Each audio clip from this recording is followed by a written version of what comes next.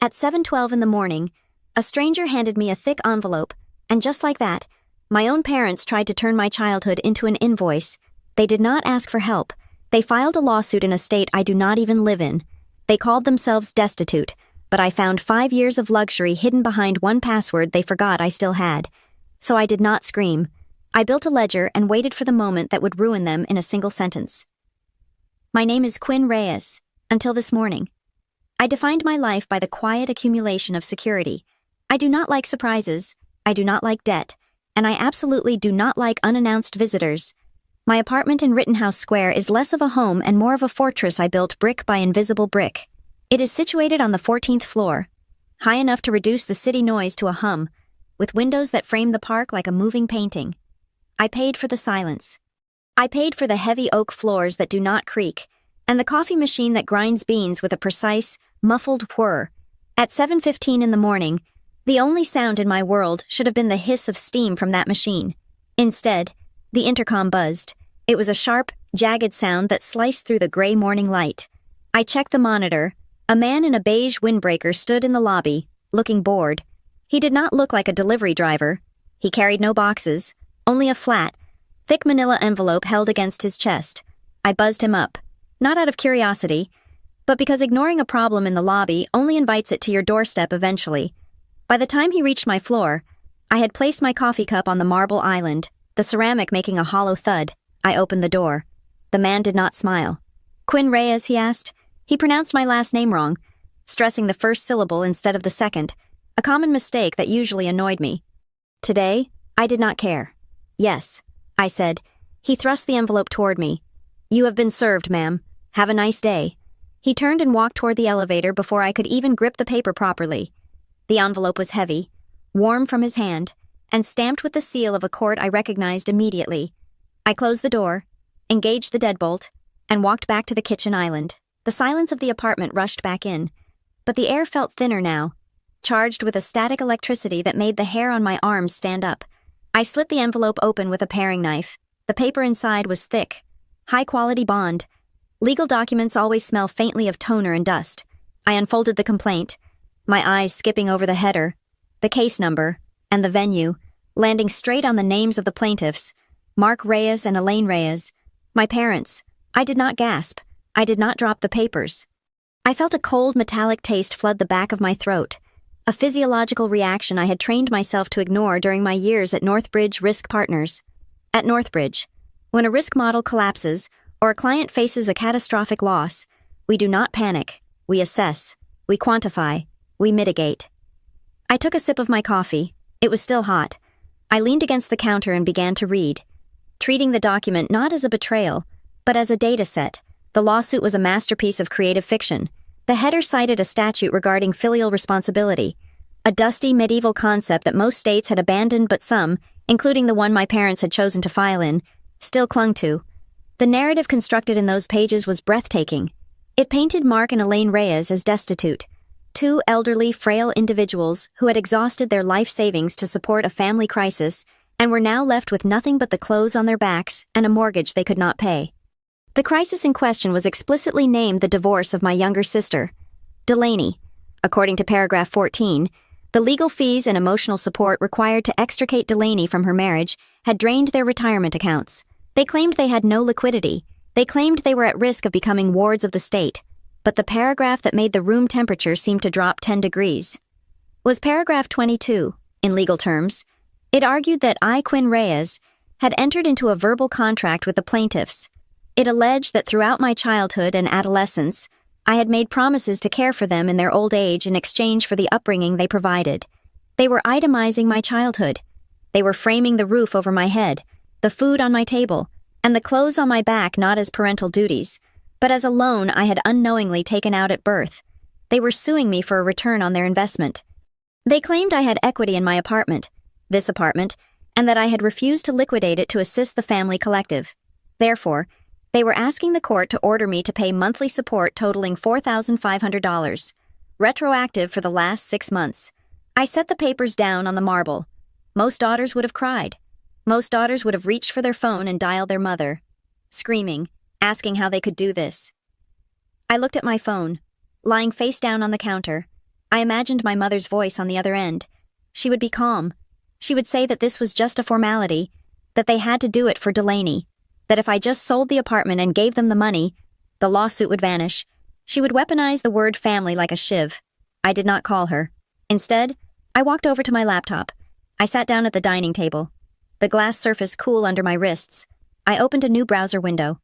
My parents were people who loved the appearance of success but lacked the discipline to maintain the infrastructure of it.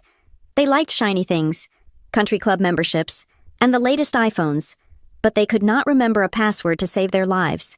5 years ago, during a Thanksgiving visit that felt more like a hostage situation, my father had thrown his iPad onto the sofa in frustration because he could not access his bank statements. "Fix it, Quinn," he had said, waving a hand as if dismissing a waiter. "You are good with computers." I had set up a master password manager for them. I had consolidated their cloud accounts, their banking logins, their investment portfolios, and their email into a single, secure ecosystem. I had written the master password on a piece of cardstock and taped it inside my father's desk drawer. But what they forgot, what they were too arrogant to consider, was that I had set myself up as the recovery administrator. I typed in the URL for the cloud service hosting their digital lives. I entered my father's email address. Then, I paused. If they had changed the password, this would be a short war, but Mark and Elaine Reyes were creatures of habit, and they viewed digital security as a nuisance for poor people. I typed in the password I had created 5 years ago, Reyes family, first. The screen loaded. The progress bar spun for 2 seconds that felt like 2 hours. Then, the dashboard appeared. I was in. I did not look at the photos folder. I had no interest in seeing pictures of Delaney's bridal shower or the vacations they took while I was working 80-hour weeks. I went straight to the file directory. I navigated to the financial subfolders. My father, fastidious about hoarding paper but terrible at organizing it, had auto-sync turned on for everything. Every PDF statement, every tax return, every scanned receipt from his home office scanner was sitting there, waiting for me. I began the download. I pulled their tax returns for the last 5 years. I pulled the monthly statements for their primary checking account, their joint savings, and 3 credit cards. I did not know they had. I pulled the mortgage statements for the house in Bryn Mawr. While the files downloaded, I opened the most recent credit card statement on the screen. Destitute.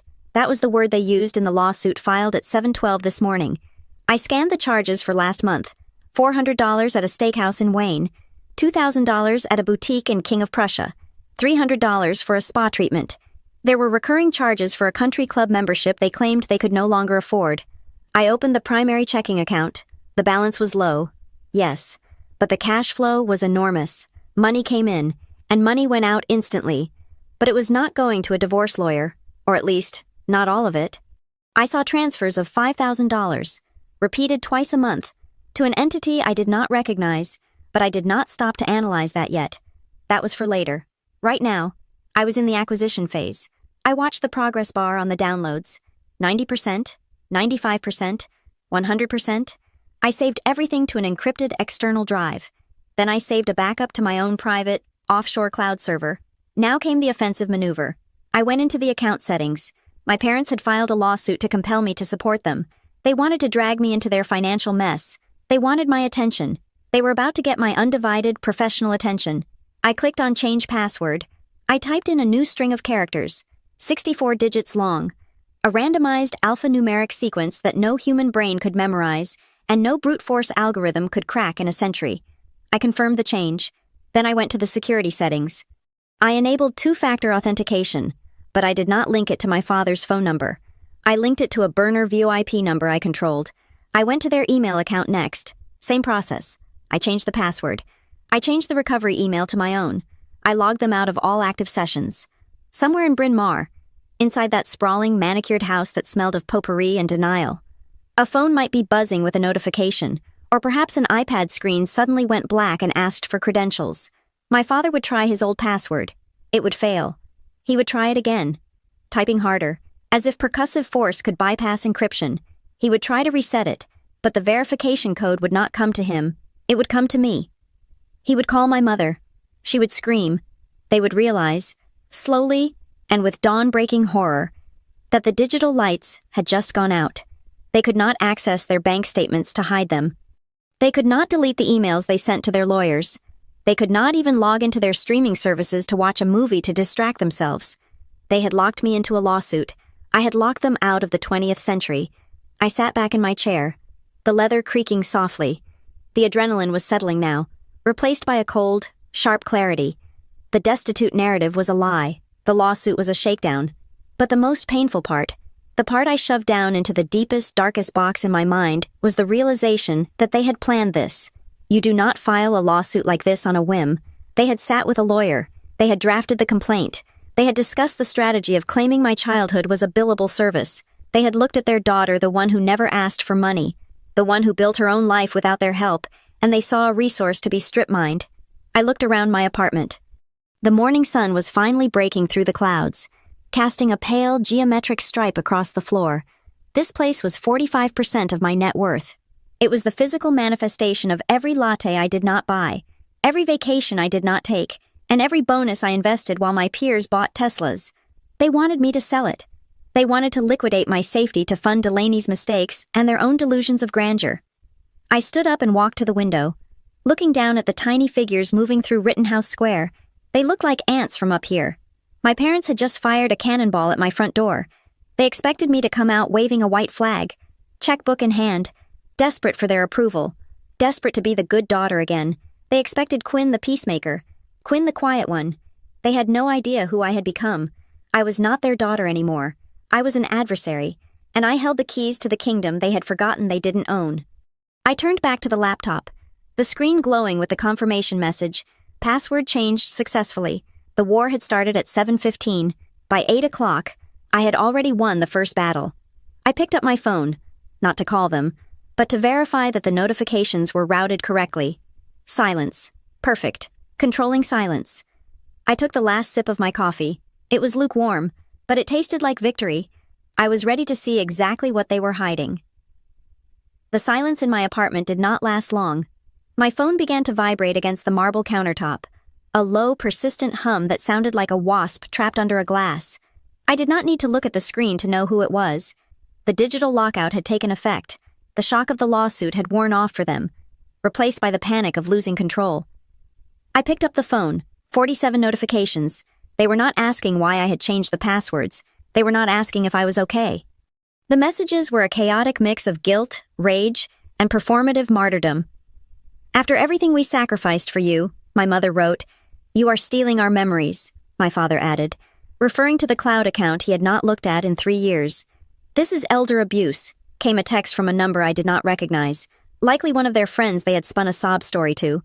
I scrolled through the wall of text, feeling a familiar dull ache in my chest. It was the ache of being the glass child. In clinical terms, the glass child is the sibling of a high-needs child, the one who is looked through, expected to be transparent, problem-free, and self-sustaining. Delaney was not high needs in the medical sense, but she was high needs in the vanity sense. She was the golden child, the investment, the asset my parents believed would pay the highest dividends if packaged correctly. I closed my eyes and the memories hit me, not soft and nostalgic, but sharp and expensive. I remembered being 16 years old. I was sitting at the kitchen table, studying for the SATs with a prep book I had bought from a used bookstore for $5. Across the room, my mother was on the phone, booking a flight for Delaney. Delaney was 14. She needed to go to a tennis camp in Hilton Head, not because she had any aptitude for tennis, but because, as my mother put it, that was where the right kind of families sent their daughters. The cost of that 2-week camp was $4,000. I remembered asking for a tutor for AP Calculus. It would have cost $50 an hour. My father had sighed, looking over the top of his reading glasses, and told me that things were tight right now and that I was smart enough to figure it out myself. I was the smart one. Delaney was the pretty one. That was the division of labor in the Reyes household. Being smart was free. Being pretty was a capital-intensive business. They treated Delaney like a startup company. They invested in her branding. There were etiquette classes, not the old-fashioned kind with books on heads, but modern personal branding workshops. There were trips to Europe during the summer, explicitly designed to create a cosmopolitan aura for her Instagram feed. There was the deviated septum surgery when she was 18, which remarkably resulted in a perfect, slope-nosed profile. They were building a product designed to marry well, to ascend into a social stratum that Mark and Elaine Reyes could only touch by proxy. And I was the back office. I was the operational support. When I got a full scholarship to college, they did not throw a party. They breathed a sigh of relief because it freed up capital for Delaney's out-of-state tuition at a party school where she majored in communications and minored in sorority dues. When I graduated and got a job at Northbridge Risk Partners, they nodded and asked if I could look over their mortgage refinance paperwork. They praised me for being low maintenance. They told their friends I was so independent. They did not see that my independence was a survival mechanism. I learned early on that if I had a need, it was an inconvenience. If I had a crisis, it was a distraction from the main event, which was always Delaney. I looked around my apartment again. They called it our asset in their lawsuit. They felt entitled to it because they believed their sacrifice of raising me gave them equity in my adulthood. They had no idea what this apartment actually cost me. It was not bought with family money. It was bought with 4 years of aggressive, suffocating frugality. While Delaney was posting photos of her bachelorette party in Cabo San Lucas, I was eating oatmeal for dinner 5 nights a week. While my parents were leasing a new Mercedes every 3 years to keep up appearances at the club, I was walking 2 miles to work to save on subway fare. I did not buy new clothes for 24 months. I picked up extra consulting shifts on weekends. I missed weddings. I missed birthdays. I lived like a monk in the middle of a city designed for excess.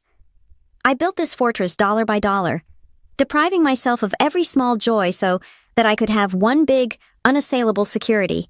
And now, they wanted to liquidate it because Delaney's husband had filed for divorce and cut off her credit cards. The phone buzzed again. "We are your parents. Quinn, you owe us this. Don't make us come down there." I stared at the screen. They were trying to command me. They were using the old triggers duty, honor, shame that had worked when I was 12, but I was not 12. I was 34, and I managed risk for a living. I knew I could not ignore them forever.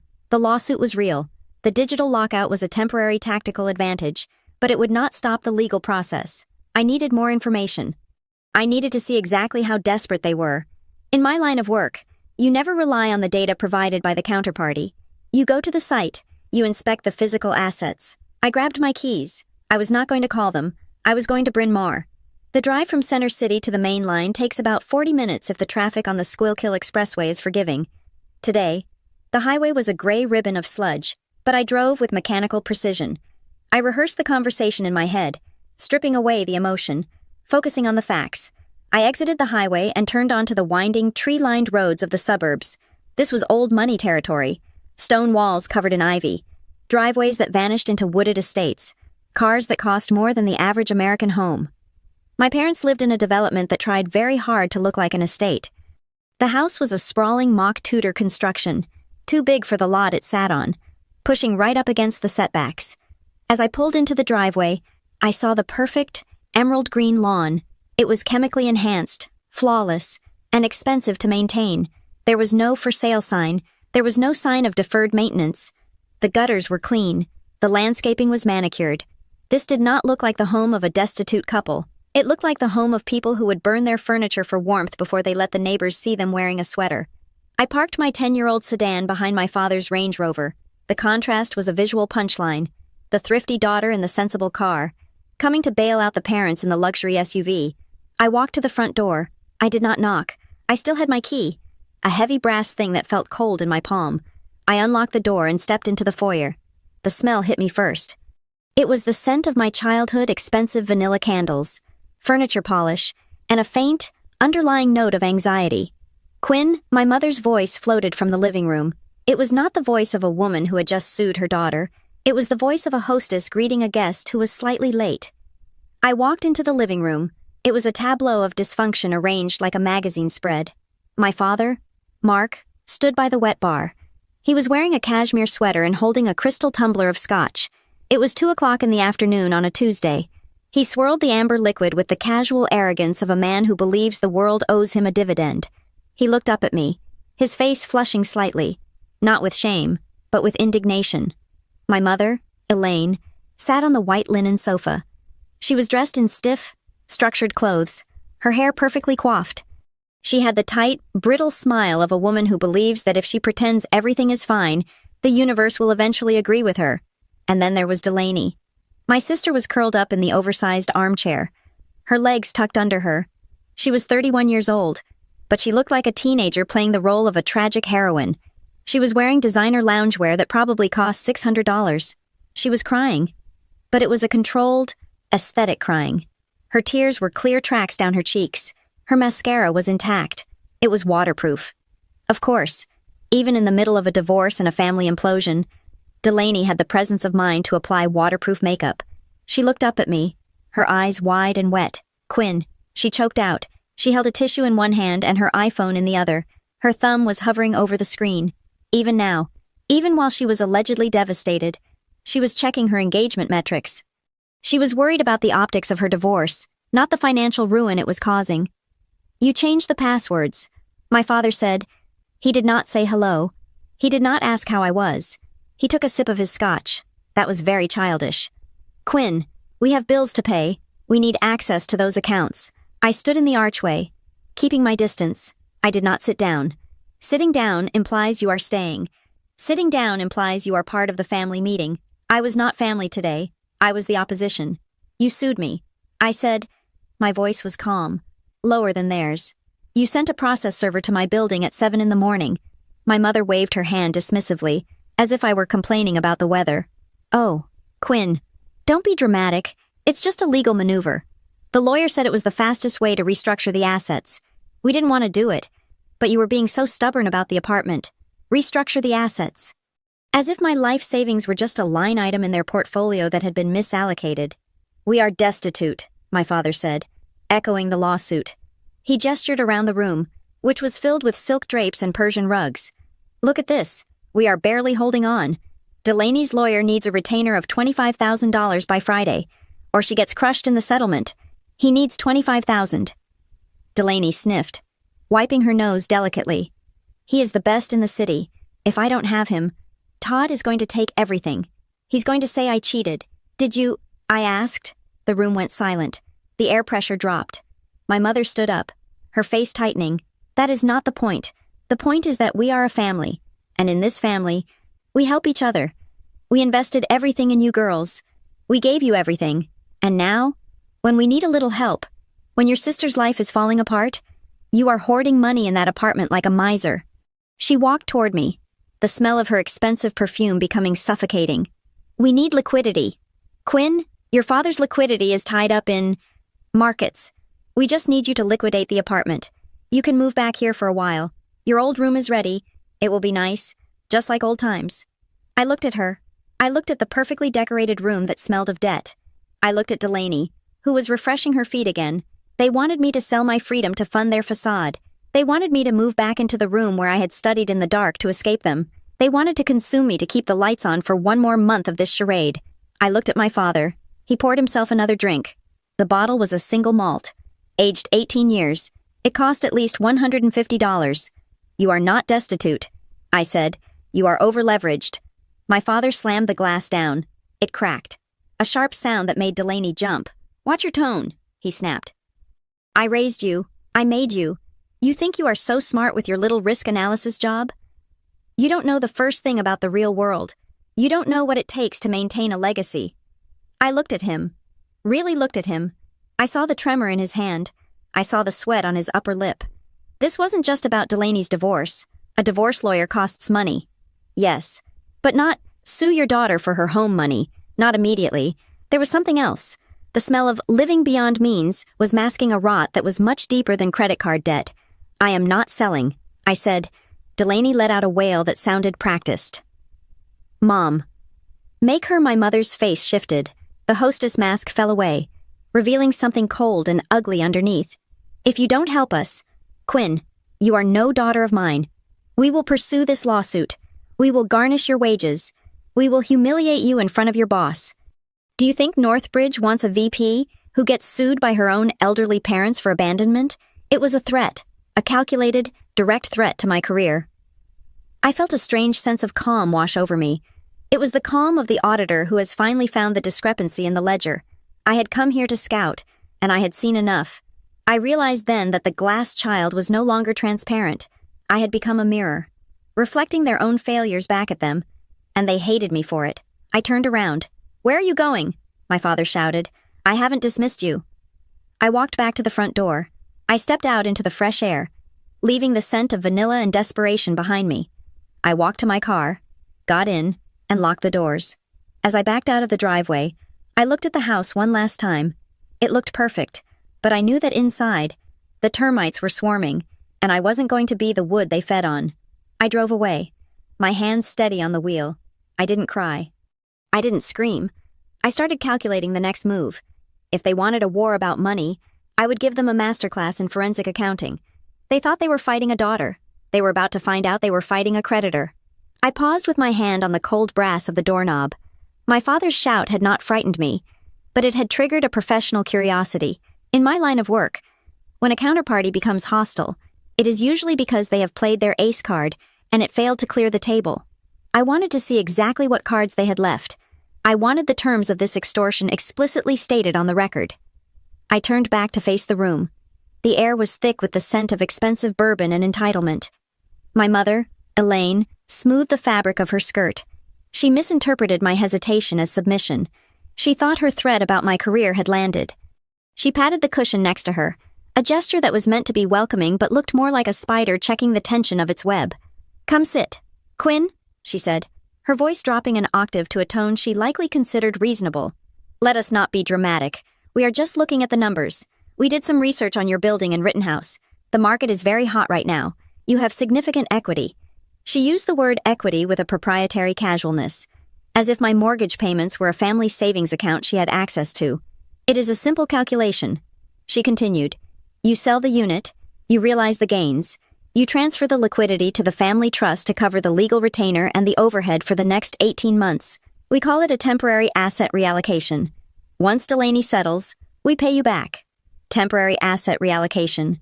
It was a phrase so sterile, so devoid of the reality that she was asking me to make myself homeless, that I almost laughed. My father, Mark, chimed in, leaning against the mantel. He had regained his composure and slipped fully into his boardroom persona. He treated this family crisis like a quarterly earnings call, where the numbers were down, and he needed to spin a narrative for the shareholders. "Quinn, you have to understand the macro view here," he said, gesturing with his glass. "We are facing a liquidity crunch. It is a timing issue. My capital is tied up in long-term positions that I cannot exit without taking a tax hit. It would be poor strategy to liquidate my portfolio now." He took a sip of his drink. "Furthermore, we have to think about brand protection. The Reyes name means something in this town. If Delaney goes into this divorce with a court-appointed lawyer or some strip mall attorney, she looks weak. If she looks weak, Todd crushes her. We need the best representation to signal strength. It is an investment in the outcome." I looked at Delaney. She was nodding vigorously, her eyes wide. "Todd is ruthless. Quinn," she said, her voice was high and thin. "He has a forensic accountant. He is trying to say I spent too much. He wants to leave me with nothing. I need the dream team. I need the firm that represented the senator's wife. Their retainer is $50,000 just to open the file. $50,000. That was more than I spent on food in 3 years. And it is not just the lawyer," Delaney added, her voice gaining speed. "I have appearances to maintain. If I stop going to the charity galas, if I drive an old car, people will talk. They will say Todd won. I cannot let him win the narrative." I stood there, listening to them construct a reality where my apartment was the only variable that could be changed.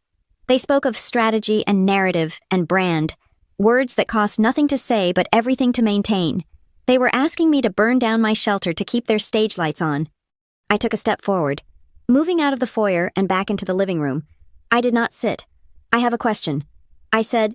My voice was level, cutting through their frantic energy like a scalpel. They all looked at me, expectant. They thought I was going to ask about the repayment schedule or the interest rate. "If you are so desperate for liquidity," I said, looking directly at my father, "why is the Range Rover still in the driveway?" The room went dead silent. The grandfather clock in the hall ticked loudly, marking the seconds of their shock. I turned to my mother. "Why are you still a member of the Marion Cricket Club? The annual dues are $15,000. Why are you wearing a Cartier tank watch that is resaleable for at least $4,000? I turned to Delaney. "Why haven't you sold your Birkin bags? You have 3.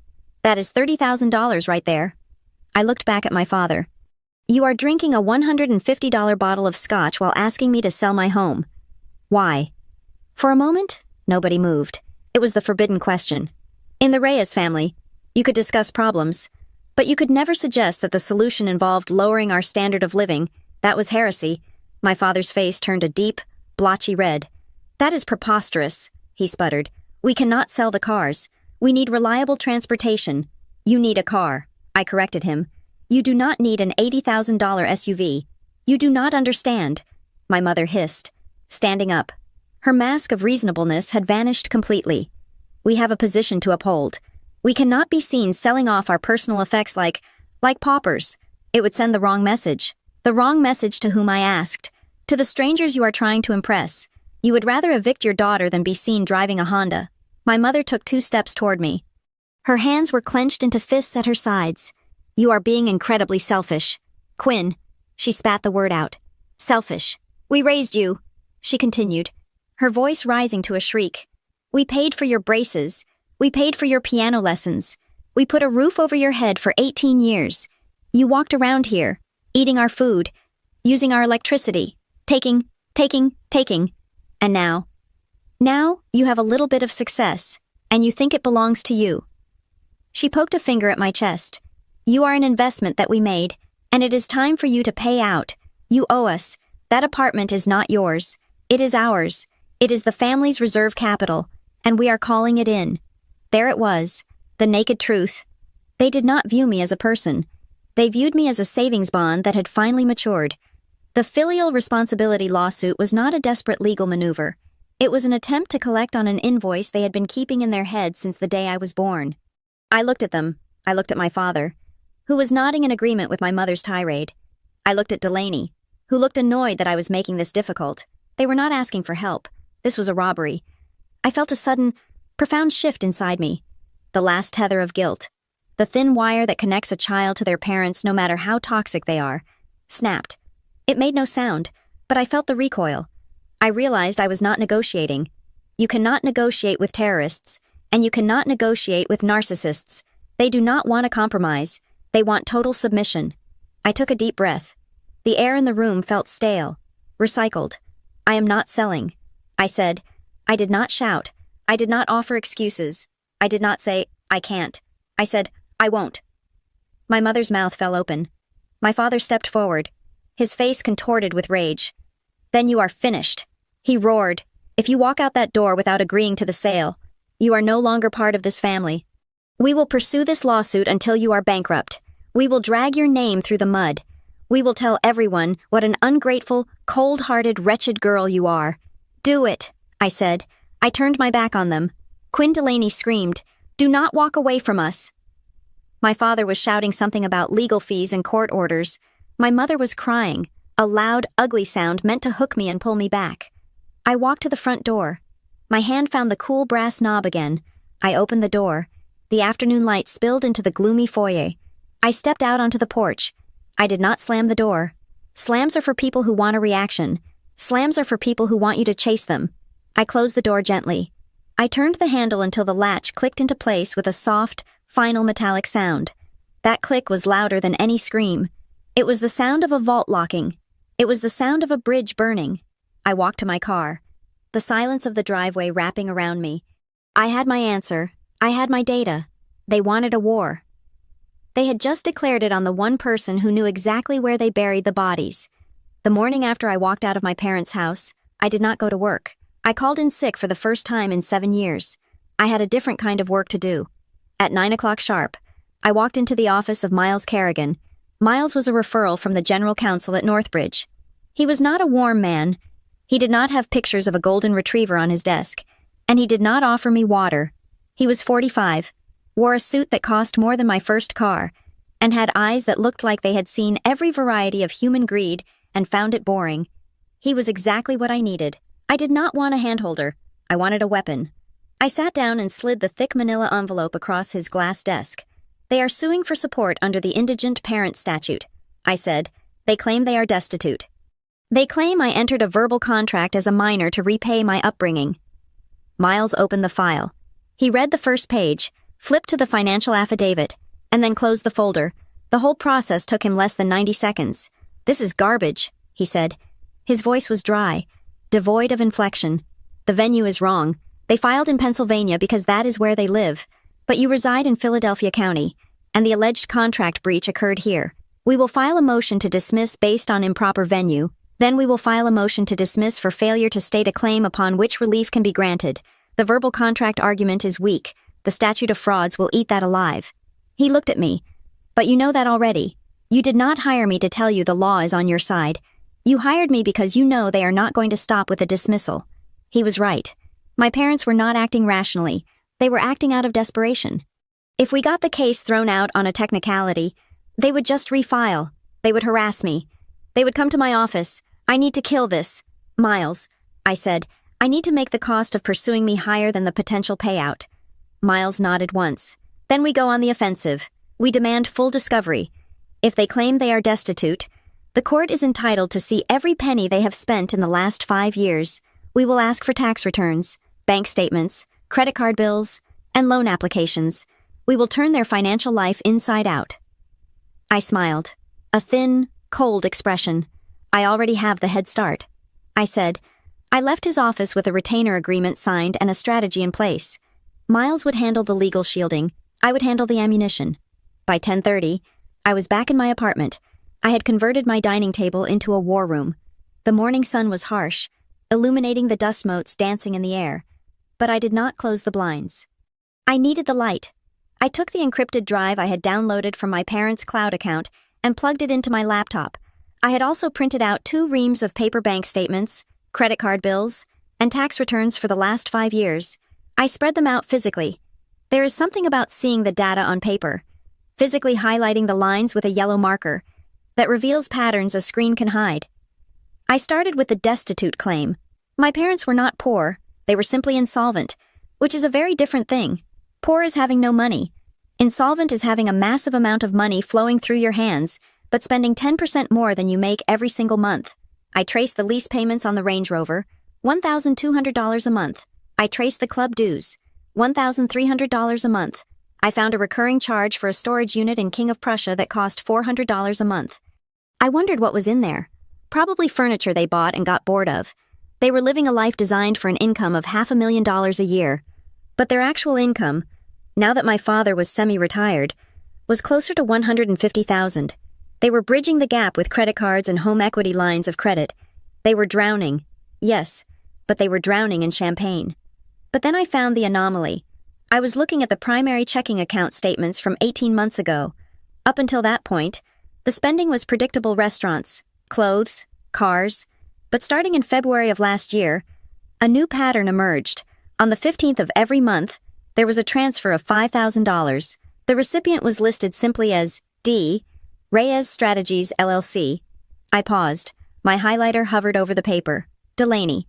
My sister had never had a job that required a W-2 form, let alone a limited liability company.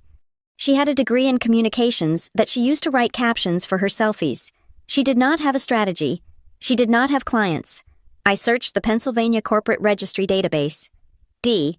Reyes Strategies, LLC was registered 18 months ago. The registered agent was a generic filing service in Harrisburg. The principal address was a P.O. box in Bryn Mawr. Why would my parents be paying my sister $5,000 a month under the guise of a business transaction? If it was an allowance, they would just transfer it to her personal account. They had done that for years. Why create a corporate shell? I dug deeper. I pulled up the tax returns. My father had listed these payments as consulting fees on his own Schedule C for a small consulting business he ran on the side. He was writing off the money he gave to Delaney as a business expense to lower his own taxes. That was tax fraud, plain and simple. But it was petty tax fraud. It was the kind of thing the IRS might slap your wrist for. It did not explain the sheer scale of the panic I had seen in their living room. $5,000 a month was a lot. But it was not sue your daughter money. I kept looking. I felt like a shark smelling blood in the water. I needed to know where the money for these transfers was coming from. Their income didn't support it. Then I saw it. The influx. Every time the checking account got low, there was a transfer in from an external account titled N.R. Trust. My stomach dropped. The cold, metallic taste returned to my mouth. Bitter and sharp. Nana Rose, my maternal grandmother. Rose had died 6 years ago. She was a woman of steel and grace. The only person in my family who had ever looked at me and seen something other than a utility. She had left a modest fortune, specifically designated in a trust for her grandchildren's education. It was meant for the next generation, for my future children, for Delaney's future children, and for our cousin's kids. My mother was the trustee. The trust had strict bylaws. The money could only be used for educational expenses, medical emergencies, or the purchase of a primary residence for a beneficiary. I pulled the statements for the N.R. Trust. I had to hack into a separate subfolder to find them.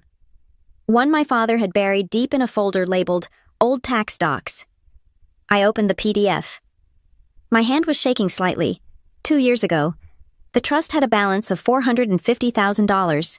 Today, the balance was $12,000. I stared at the number. $438,000. Gone. I looked at the withdrawals. They were not for tuition. They were not for down payments. Transfer to checking $20,000. Transfer to checking $15,000. Transfer to checking $50,000. My mother had been looting her own mother's legacy. She had drained the education fund meant for her grandchildren to pay for her own lifestyle and to fund D. Reyes Strategies, LLC. I felt a surge of nausea. This was not just bad money management. This was embezzlement. This was a breach of fiduciary duty. If my cousins found out, if the other beneficiaries found out, my mother would not just be sued. She could go to prison. But where did the money go after it hit Delaney's shell company? I did not have access to Delaney's business bank account, but I did have my parents' credit card statements, and I noticed something odd. There were payments to a firm called Sterling Hearth. I Googled them. They were not divorce lawyers. They were a boutique crisis management and reputation defense firm. And there were payments to a forensic data recovery service. I started to build a flowchart on a blank sheet of paper. Source: Nana Rose's trust theft. Conduit: parents' checking account. Laundering mechanism: D. Reyes Strategies, LLC. Fake consulting fees. End-use crisis PR. Data recovery. And legal retainers. This was not about a divorce. You do not hire a crisis management firm because you are getting divorced, unless you are a celebrity or unless you have done something that could ruin you publicly. I looked at the dates. The heavy withdrawals from the trust started 3 months before Delaney's husband filed for divorce. The narrative my parents told that the divorce caused the financial crisis was a lie. The crisis existed before the divorce. The money was being hemorrhaged to cover up something else. Something Delaney did, and the divorce was likely the result of whatever that thing was. I sat back, looking at the 30-page report I had just compiled. It was a dossier of destruction. I had graphs showing the drain of the trust fund. I had a timeline correlating the transfers to the creation of the shell company. I had highlighted the tax fraud where my father claimed Delaney was a consultant. I realized then why they were so terrified. I realized why they had sued me. They needed my money to refill the trust fund before the annual audit. Or perhaps my cousins were starting to ask questions about the trust. And my mother needed to show a balance that wasn't zero. They were not asking me to support them in their old age. They were trying to use my life savings to plug a hole in a crime scene. They were trying to make me an accessory after the fact to the theft of my grandmother's legacy. I looked at the stack of papers. It was heavy, dense with numbers that screamed betrayal.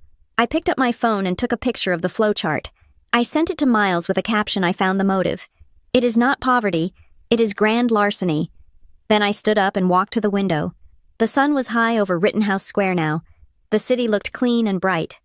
But inside my apartment, the air felt heavy. I thought about my grandmother. I thought about how she used to slip me $20 when I got an A on my report card, telling me to put it in my freedom fund. She knew. She knew what they were like, and she had tried to protect the future from them, and they had stolen it. They thought they could intimidate me with a lawsuit. They thought they could shame me into submission. They had no idea. They had handed me the murder weapon, and they had forgotten to wipe off their fingerprints. This was no longer a family dispute. I was not just a daughter defending her apartment anymore. I was the auditor, and the audit was closed. I packed the papers into a neat stack. I felt a cold, hard resolve settle in my chest, displacing the anger. I was going to destroy them, not because I hated them, but because the numbers did not lie. And the numbers said they were guilty. The phone on my desk at Northbridge Risk Partners rang at 2:14 in the afternoon. It was my personal cell, not my work line. I had been staring at a spreadsheet of actuarial tables for 20 minutes without actually seeing the numbers. My mind was still stuck on the flowchart I had created the day before, the one that mapped the theft of my grandmother's trust fund. I picked up the phone. It was Miles Kerrigan. "Quinn, are you in a place where you can talk freely?" he asked. His voice was devoid of pleasantries. It had the tight, clipped quality of a lawyer who has just turned over a rock and found something venomous underneath. I closed my office door and engaged the privacy lock. I am secure. I said, "What is it?" "Did they file a motion? No."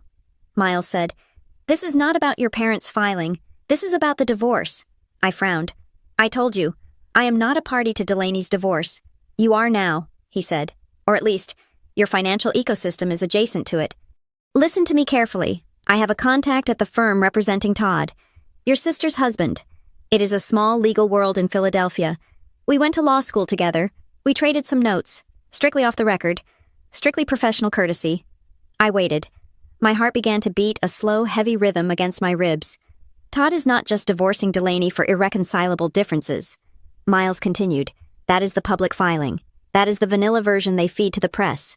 But the settlement negotiations are aggressive because there is a conduct clause involved. A criminal conduct clause. I gripped the edge of my desk. "Criminal Todd is a senior partner at a merger and acquisition firm," Miles said. "Apparently, about 8 months ago, some proprietary data regarding a pending acquisition was leaked. It did not hit the news, but it hit the market. There were suspicious trades. The SEC started sniffing around. Todd's firm did an internal audit. They traced the leak to a home computer." He paused, letting the silence gain weight. "Delaney's iPad. Quinn, your sister didn't just overhear pillow talk. She took photos of documents Todd left in his home office, and she sent them to someone." I felt the blood drain from my face. My sister, whose greatest intellectual achievement prior to this was curating a Pinterest board for her wedding, was involved in corporate espionage. To whom I whispered, "To whom did she send them? We don't know yet," Miles said. "But Todd's lawyers are terrifying. They are offering her a choice. She walks away with nothing, no alimony, no settlement, zero, and signs an NDA, and they bury the internal investigation, or they hand the evidence to the Securities and Exchange Commission and the Department of Justice." I closed my eyes. The puzzle pieces from the night before slammed into place with the force of a wrecking ball. The D, Reyes Strategies LLC, the payments to the crisis management firm. The sudden, desperate need for liquidity. They are not paying for a divorce lawyer. I said, my voice sounding hollow in the small room. They are paying hush money. "Exactly," Miles said. "That shell company you found, I would bet my license that it is being used to funnel money to whoever helped her execute the trade, or whoever is blackmailing her about it, and the retainer for her defense team. It is not to get her a better settlement. It is to keep her out of federal prison." I leaned back in my chair, staring at the ceiling. My parents were not destitute because of bad luck. They were broke because they were financing a cover-up for a felony. They were draining their retirement, and my grandmother's trust, to plug a dam that was about to burst. And now they wanted my apartment. They need your money to pay off the blackmailer or to replenish the funds they stole before the auditors notice. Miles said, "They are desperate, Quinn, and desperate people are dangerous. They are not suing you for support. They are suing you for a lifeline." I hung up the phone. I felt sick. Not the butterflies in the stomach kind of sick, but a deep, visceral nausea that comes from realizing you share DNA with people who have no moral floor. But the call with Miles had triggered a new, darker suspicion. If they were willing to steal from a dead woman's trust fund, and if they were willing to engage in insider trading, where did the line stop? They viewed me as a resource. A resource is not something you respect. It is something you use. I opened my laptop. I did not go back to the bank statements I had downloaded. I went to the credit bureaus. I had frozen my credit years ago as a general precaution, but I had unthawed it recently when I applied for a new travel rewards card. I had forgotten to freeze it back. I logged into Equifax first. I scanned the open accounts section. Mortgage mine, car lease mine, credit cards mine. Then I saw it. A personal business loan, originating 6 months ago. The lender was a second-tier bank in Delaware, the kind that advertises easy approval and asks few questions. The principal amount was $75,000. The borrower was listed as Mark Reyes, but in the associated names column, there was another entry, Guarantor Quinn Reyes. I stared at the screen. The room seemed to tilt. I had never signed for a loan for my father. I had never spoken to a bank in Delaware. I clicked on the details. The loan was currently 60 days past due. It was in pre-default status. I did not scream. I did not cry. I went into what I call zero state. It is a mental space where emotions are turned off, and only logic exists. It is the state in which you survive a crash. I picked up the phone and dialed the bank in Delaware. I navigated the automated menu with aggressive speed. When a human finally answered, a woman named Brenda with a tired voice, I cut straight to the point. My name is Quinn Reyes. I am looking at a loan on my credit report that I did not authorize. The loan number is 88429. One moment, ma'am, Brenda said. Let me pull that up. I waited. The hold music was a tinny, distorted jazz loop. Okay, I see it here, Brenda said. A loan for $75,000. Borrower Mark Reyes. You are listed as the co-signer and guarantor. I did not sign that, I said. My voice was ice. Well, ma'am, we have a signature on file. It was executed via DocuSign, but we also have a wet signature scan of the guarantor agreement uploaded to the portal. Send it to me, I said. Now, I have to verify some security questions first. She said, verify them. I said, we went through the dance. Mother's maiden name, first pet, high school mascot. My parents knew all of these answers. Of course they did. They were the ones who gave me the pet and sent me to the high school. They had used my security questions to bypass the identity check. I am emailing you the document now, Brenda said. I refreshed my inbox. The PDF appeared. I opened it. There, on the bottom line, was my name. Quinn Reyes. The handwriting was a good attempt. The slant was right. The capital Q was looped the way I used to loop it in college. But the R was wrong. I crossed my R at the top. This R was crossed at the bottom. It was my mother's handwriting. I had seen that R 1,000 times on birthday cards and permission slips. Elaine Reyes had forged my signature to secure a $75,000 loan because my father's credit was shot. And they needed more money to feed the beast. And the loan was in default. If they did not pay, the bank would come for me. They would garnish my wages. They would put a lien on my apartment. My credit score, which I had polished like a diamond to a perfect 850, would be shattered. They had not just sued me. They had identity thefted me. They had wrapped a rope around my ankle and tied the other end to their sinking ship. If they went down, they were determined to drag me down to the bottom of the ocean with them. I looked at the date on the document. 6 months ago. This was before the lawsuit. This was before the destitute claim. This was premeditated. They knew they were in trouble, and they decided that my financial health was a fair price to pay for their survival. I felt a cold rage settle in my chest. It was heavier than the anger I had felt yesterday. I was mad that they wanted my money. Today, I realized they were trying to kill my future. I spoke into the phone. Brenda was still on the line. Brenda, I said, you need to flag this account for fraud immediately. Ma'am, if this is a family dispute, she began. This is not a dispute, I interrupted. This is a felony. I am filing a police report within the hour. I am sending you a sworn affidavit of forgery. If you attempt to collect 1 cent from me, I will sue your bank for negligence in identity verification. Do you understand? There was a silence on the line. Yes, ma'am, Brenda whispered. I will mark it as disputed fraud. I hung up. I immediately dialed the 3 major credit bureaus. I placed a total freeze on my reports. No one, not me, not my parents, not the Pope could open a new account in my name. Then I printed the forged document. I put it in a new folder on my desk. I labeled it Exhibit B. I sat there for a moment, the silence of the office pressing in on me. I thought about the dinner parties my parents used to throw. I thought about how my father would toast to integrity and family values. I thought about how my mother would critique my posture and tell me that presentation was everything. It was all a lie. They were grifters. They were criminals in country club clothing. They thought I was the weak link. They thought I was the glass child who would shatter under pressure. They thought that by suing me, they would scare me into silence, and I would never look close enough to find the loan. They were wrong. I picked up my cell phone and called Miles back. Quinn, he answered. You sound different. I am different. I said, I have an update. Go ahead. I found a loan. I said, $75,000. Defaulting. My name is on it as guarantor. Okay, Miles said, his voice sharpening. Did you sign it? No. I said, Elaine did. I have the PDF. It is a forgery.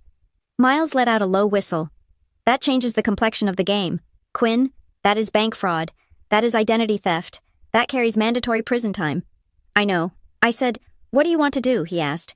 We can use this as leverage to get them to drop the lawsuit. We can tell them that if they withdraw the case, we won't go to the police. I looked at the forged signature on my screen. I looked at the loop on the Q that was almost right, but not quite. It was the loop of a mother who thought she owned her daughter. No, I said. No, Miles asked. We do not offer a deal. I said, we let them proceed. We let them walk into that deposition room. We let them swear under oath that they are honest, destitute people. We let them dig the hole until they can't see the sky. And then, I said, "I push them in." I hung up the phone. I felt a strange sense of liberation. For 34 years, I had been trying to figure out how to be the daughter they wanted. I had tried to be good. I had tried to be invisible. I had tried to be successful. Now, I knew my role. I was not the daughter. I was the witness for the prosecution. In risk management, we call it a honeypot. It is a decoy system, designed to look vulnerable and attractive to an attacker, enticing them to enter so we can observe their methods and trace their origin. My parents and Delaney thought they were the predators. They thought they had cornered me with a lawsuit and a guilt trip. It was time to let them believe they were right.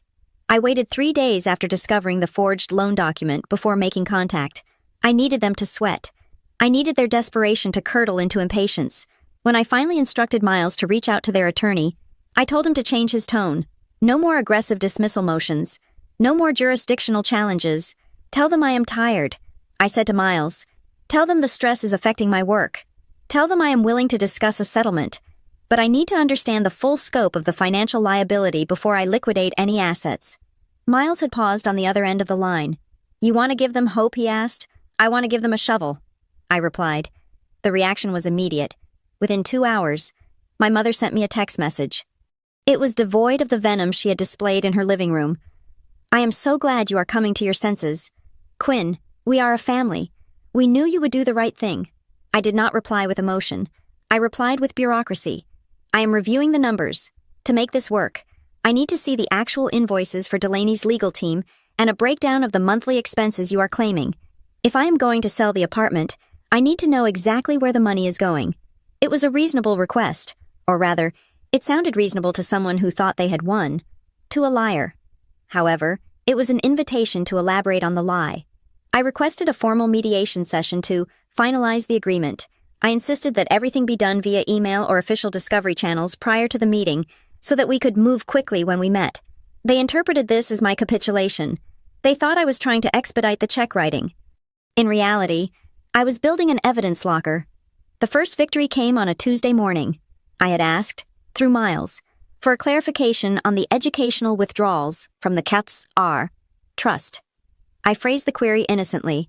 I asked if the $50,000 withdrawn last month was for a specific tuition payment, as I needed to categorize it for tax purposes if I was going to be contributing to the family pool. My father, usually cautious, was so eager to secure my buy-in that he bypassed his lawyer and emailed me directly. Quinn, the withdrawals from the trust are just a temporary bridge loan to the family operating account. We had to move fast to secure Delaney's representation.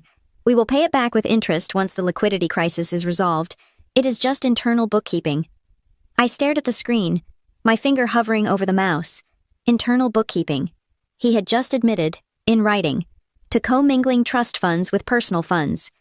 He had admitted to using money designated for his grandchildren's education to pay for his daughter's legal defense. He called it a loan. The law called it embezzlement. There was no loan agreement. There was no repayment schedule. There was just theft, justified by arrogance. I forwarded the email to Miles.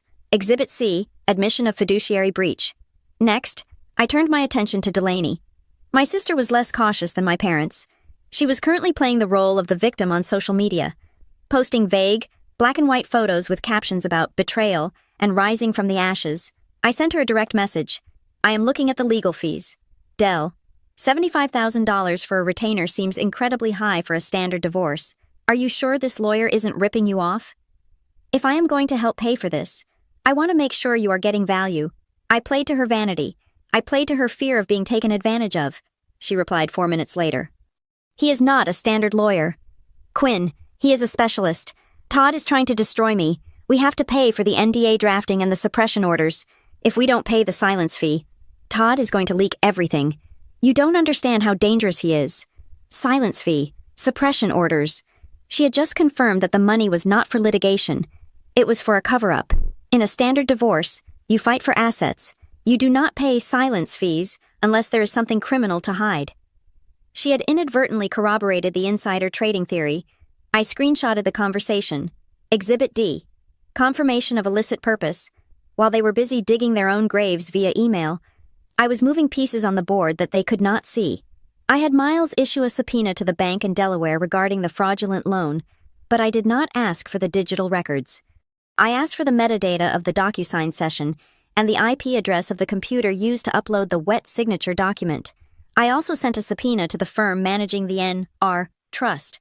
I wanted the original trust instrument and the logs of every login to the trustee portal for the last 12 months. Then, I made a phone call that I knew would light a fuse, though the explosion would be delayed. I called my cousin, Sarah. Sarah was the daughter of my mother's sister. She was 28, a teacher in New Jersey, and she had a 2-year-old son. She was one of the beneficiaries of the N.R. Trust. Quinn, she said, surprised. I haven't heard from you since Christmas. Is everything okay? Everything is fine. I lied smoothly. I'm just doing some estate planning of my own. And I was looking over the old documents from Nana Rose. I wanted to check something with you. Have you received your annual statement for the trust this year? Sarah said. Aunt Elaine usually sends them out in January, but I haven't seen one in a while. Why I paused, letting the silence do the work. I would suggest you ask her for it. Sarah, I saw some activity on the main ledger that looked unusual. I am sure it is nothing. But given the economy, you might want to make sure the principal is still intact for Leo's college fund. There was a sharp intake of breath on the other end. What do you mean? Unusual. Just ask for the statement. Sarah, and if she doesn't give it to you within 48 hours, you might want to call the bank directly. I did not tell her the money was gone. I did not tell her about the lawsuit. I simply planted the seed of doubt. Sarah was tenacious. She would call. She would email. And when my mother tried to dodge her, Sarah would get suspicious. My parents were now fighting a war on 2 fronts, but they only knew about one. They thought they were pacifying me, unaware that the flank was collapsing behind them. By Thursday, the pressure from my parents to sign a preliminary support agreement was intensifying. They sent a draft document. It was a terrifying piece of fiction. It stipulated that I would pay them $4,000 a month for consulting services regarding family estate management, another way to hide the income, and that I would list my apartment for sale within 30 days. In exchange, they agreed to pause the lawsuit. Not drop it, pause it. They were keeping the knife at my throat while asking for my wallet. My mother called me that evening. Her voice was syrupy sweet, the voice she used when she wanted to show off her perfect family to the neighbors. Quinn, darling, did you get the agreement? Dad and I are so relieved. We can finally put this ugliness behind us. We just need you to sign it tonight so we can forward the retainer to Delaney's team tomorrow morning. It is urgent. I sat in my dark living room, the glow of the city lights reflecting off the glass table where the real evidence lay spread out. I need a few more days. Mom, I said. My voice was shaky. I practiced the wobble. I need to get the appraisal on the apartment, and Miles is insisting on one final review of the language. You know how lawyers are. Don't let him bill you for nonsense. Quinn, she said sharply, her tone hardening instantly. We don't have a few days. We have until Monday. I can't sign it yet. I said, but I can meet you. Let's do the mediation on Monday morning. I will bring the checkbook. We can sign everything then. Monday, she asked. That is cutting it very close. It is the best I can do. I said, I want to look you in the eye when we fix this. Mom, I want us to be a family again. I almost gagged as I said the words. There was a pause. I could hear her calculating. She was weighing the risk of waiting against the promise of the payout. She was greedy, and greed makes people stupid. Fine, she said. Monday at 10 o'clock, at our lawyer's office in Center City, but bring the check. Quinn, if you walk in there empty-handed, the deal is off, and we are going for the maximum judgment. We will be there. I said. I hung up. I looked at the calendar. Monday was 4 days away. That gave me 96 hours. 96 hours for the bank in Delaware to return the IP address confirming the forgery came from their house. 96 hours for Sarah to demand the trust statements and realize the money was gone. 96 hours for Miles to compile the final Exhibit Z, the one that would tie it all together. I was not stalling to save my money. I was stalling to build a cage. They wanted a check, I would bring them a check. But I would also bring a 3-inch binder that documented every lie, every theft, and every betrayal they had committed in the last 5 years. I walked to the kitchen and poured myself a glass of water. My hand was steady. The fear I had felt in the beginning, the primal fear of losing my parents' love, was gone. You cannot lose what never existed. They did not love me. They loved the utility I provided. I was about to show them exactly how useful I could be.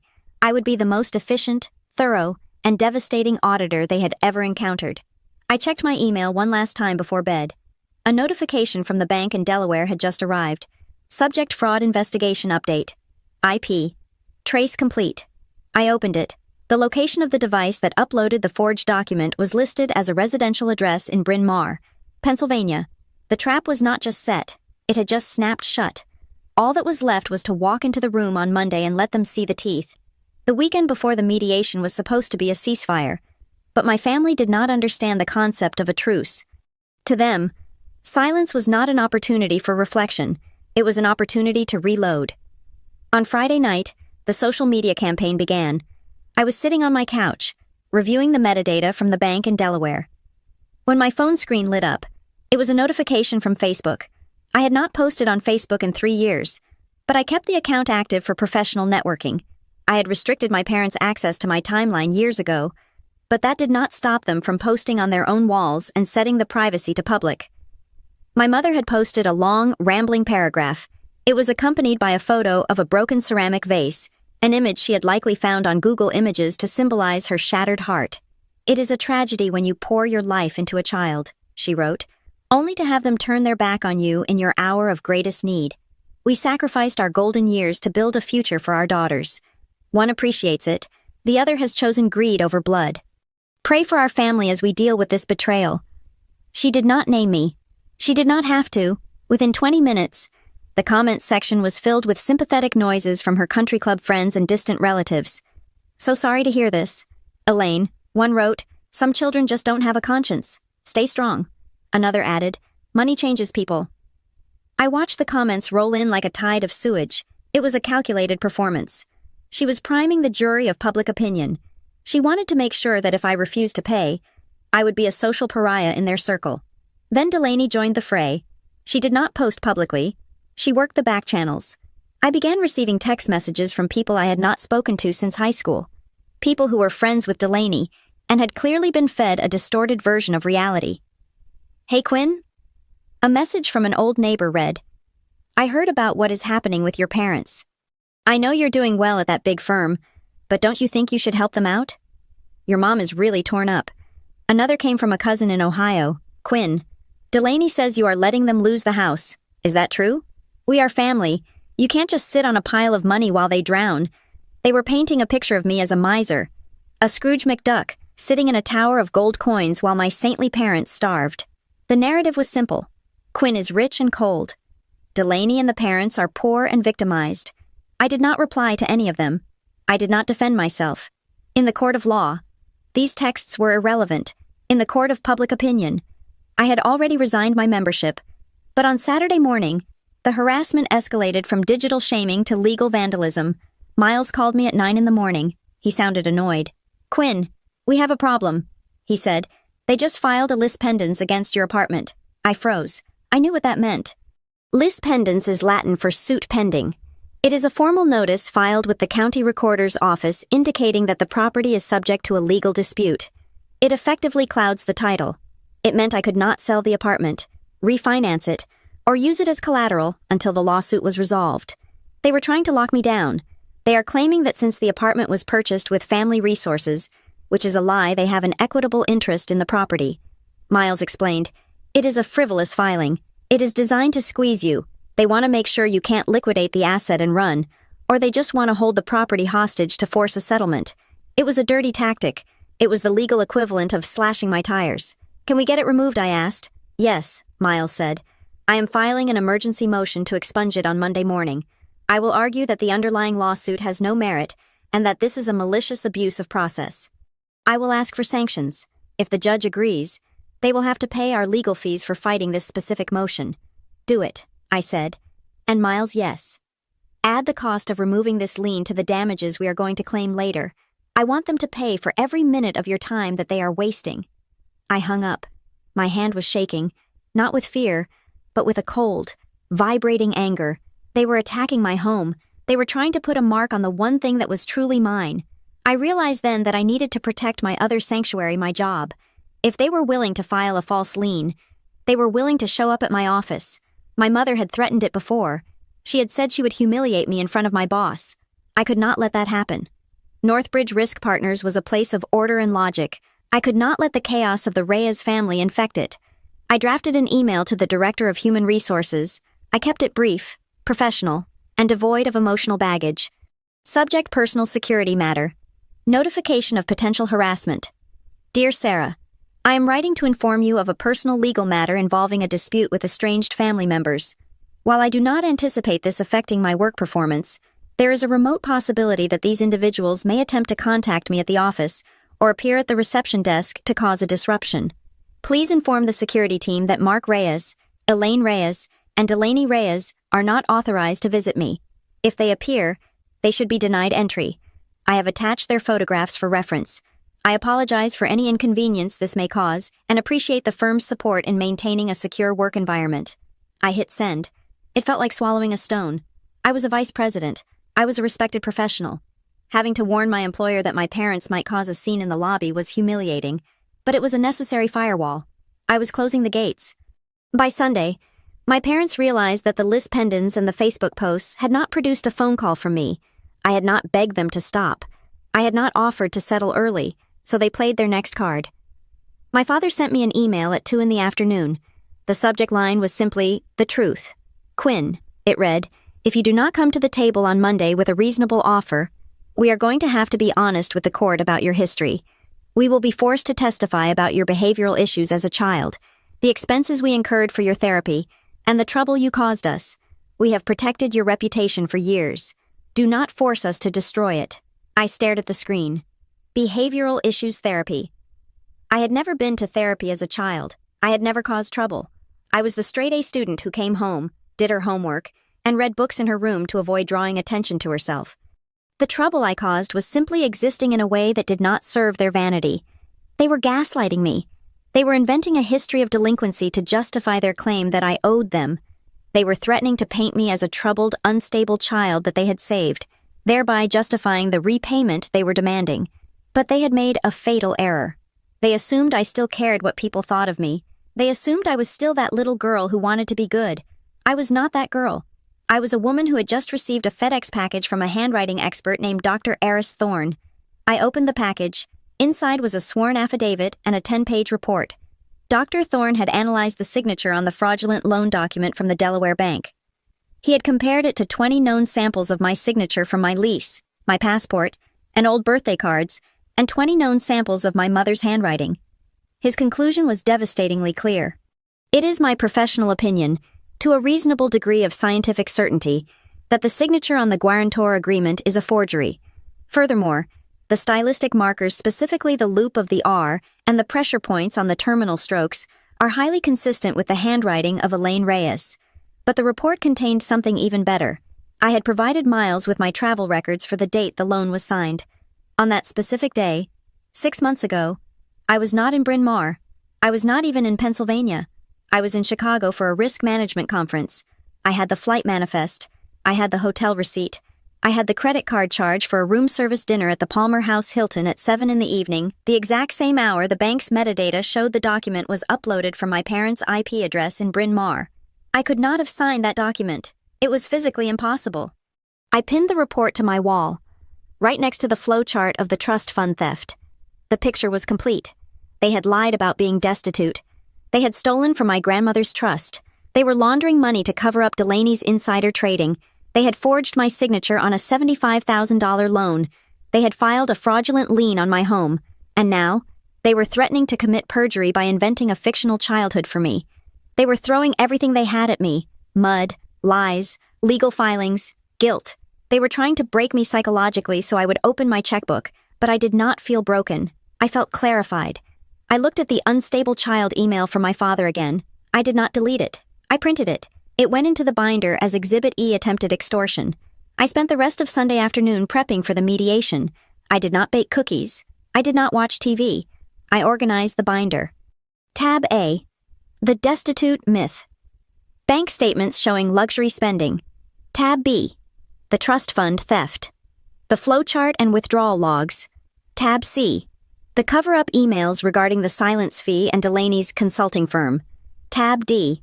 The forgery, the loan document, the handwriting analysis, and my Chicago alibi. Tab E. The malice. The threats, the list pendants, the social media posts. It was 3 inches thick. It weighed 4 pounds. At 8 p.m, I received one last text from Delaney. "Mom is crying. I hope you are happy. You are tearing this family apart. I looked at the message. For the first time in my life, I did not feel the reflex to fix it. I did not feel the urge to apologize. I typed a reply, but I did not send it. I'm not tearing the family apart. Delaney, I am just the one turning on the lights. I deleted the draft. Silence was a better weapon. Let them think I was scared. Let them think I was scrambling to find the money. Let them walk into that conference room thinking they were about to fleece a sheep. I went to bed early. I slept soundly. The next morning, Monday, broke cold and clear. I dressed in my sharpest suit, a charcoal gray tailored jacket and trousers that looked like armor. I pulled my hair back into a tight, severe bun. I applied my makeup with precision. I looked in the mirror. I did not look like the daughter of Mark and Elaine Reyes. I did not look like the sister of Delaney Reyes. I looked like the vice president of Northbridge Risk Partners. I picked up the binder. It was heavy in my hand.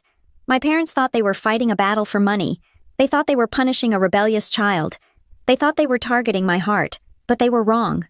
My heart was not in the room. My heart was safe behind the walls of the fortress I had built. They were not fighting a person. They were fighting a correction mechanism. They were an error in the system, a variance that had gone unchecked for too long. And today, I was finally going to balance the ledger. I walked out of my apartment, past the front desk where I nodded to the doorman, and stepped into the Uber that would take me to the slaughter. I checked my phone one last time. Miles had sent a message. I am ready. Are you? I typed back one word. Proceed. The timeline for the destruction of the Reyes family facade accelerated rapidly on Sunday afternoon. It started with a ripple, the kind that looks innocent until it turns into a rogue wave. I was sitting in my living room, the binder of evidence open on my lap, when my phone pinged with a notification from the family cloud account. I had set up an alert for any failed login attempts. Alert failed login. IP address. Bryn Mawr, PA. Time, 2:14 p.m. Alert failed login. IP address. Bryn Mawr, PA. Time, 2:15 p.m. Alert failed login. IP address. Bryn Mawr, PA. Time, 2:16 p.m. My father was trying to get into the system. He was hammering at the digital door I had locked days ago. He was not trying to get in to look at vacation photos. He was panic cleaning. 10 minutes later, I understood why. My cousin Sarah had not just asked for the trust statement. She had mobilized the infantry. I received a text from my cousin David, who lived in Chicago and worked in compliance for a major bank. Quinn, Sarah just called me. She says Aunt Elaine is refusing to release the trust financials. She says you told her to look into it. What is going on? I am drafting a formal demand letter as a beneficiary. If the money is not there, I am going to the authorities. The seed I had planted had not just grown, it had turned into a forest fire. The cousins were communicating. They were comparing notes. They realized that the delays and the accounting errors my mother had used as excuses for the last 6 months were not incompetence. They were evasion. My parents were now trapped in a two-front war. On the front porch, they had the lawsuit against me, claiming they were destitute and needed my support. At the back door, they had the cousins demanding to know where the $500,000 in the trust fund had gone. If they told the court they had money, I would win. If they told the cousins they had no money, they would go to prison for embezzlement. They needed to delete the evidence of the transfers. They needed to scrub the bank statements that showed the money flowing from the trust to Delaney's shell company, but they could not delete anything. I held the administrative keys.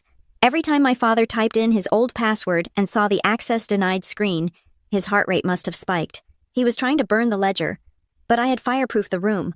I watched the failed login attempts continue for an hour. It was the digital equivalent of watching a rat run into the walls of a glass maze. While they were distracted by the cousins, I turned my attention to the mysterious Sterling and Hearth firm. I had seen the payments on the credit card statements. $10,000 here, $5,000 there. My initial search had told me they were crisis management, but I needed specifics. I used a private investigator tool that Northbridge subscribed to. It allowed us to see the corporate filings and recognized associates of vendors. Sterling and Hearth was not a public relations firm. It was a digital sanitation agency. Their website was vague, filled with buzzwords like narrative control and legacy protection. But when I dug into the forums where their former employees posted, the picture became clear. They were fixers. They did not write press releases. They paid off bloggers to take down stories. They used bots to flood search results with positive noise to bury negative headlines. They negotiated kill fees with tabloids. And then I found the connection. One of the payments to Sterling and Hearth was tagged in the metadata with a reference number. I cross-referenced it with a leak from a legal database that Miles had access to. The reference number was linked to a specific service, forensic scrubbing/device wipe. My parents were not just paying for Delaney's image. They were paying to remotely wipe devices or scrub servers that might contain the evidence of the insider trading. They were paying to destroy the very evidence that the Securities and Exchange Commission would be looking for. This was obstruction of justice, and they were using the stolen trust fund money to pay for it. Then, the cracks in their internal alliance began to show. I was monitoring my father's email. I still had access, even though he was locked out of the administrative settings. He was using a backup Gmail account to communicate with Delaney, thinking it was secure. He did not realize that he had forwarded a copy of the thread to the main family address 3 days ago, and because I controlled the main address, I saw it. It was an email from Delaney. It was sent at 3 a.m. Mom, Dad, you have to find the money for the next installment. Sterling says if we miss the payment on Tuesday, they stop the suppression work. If they stop, the story about the trade leaks. Todd's lawyer knows. He sent a letter today saying that if I don't sign the settlement giving up all claims to the house, he is going to file the evidence of the leak with the court. If he does that, I go to jail. Please, you said Quinn would pay. Make her pay. There it was. The smoking gun. Make her pay. They were not suing me for support. They were suing me to pay the ransom for my sister's freedom. They were willing to sacrifice my financial future, my home, and my reputation to keep Delaney out of a federal penitentiary. I printed the email. I slipped it into the binder under tab C. It was no longer just a theory, it was a conspiracy. Then, a new notification arrived from Miles. Quinn, look at the attachment. This just came from Todd's counsel. It was a courtesy copy sent to us because of the lis pendens. I opened the document. It was a letter from Todd's divorce attorney to my parents' lawyer. It was brutal. Dear counsel, it has come to our attention that your clients, Mark and Elaine Reyes, are claiming financial destitution in a separate legal matter involving their daughter, Quinn Reyes. We find this claim interesting, given that your clients have paid a retainer of $75,000 to your firm and have made payments totaling $40,000 to Sterling and Hearth in the last 90 days.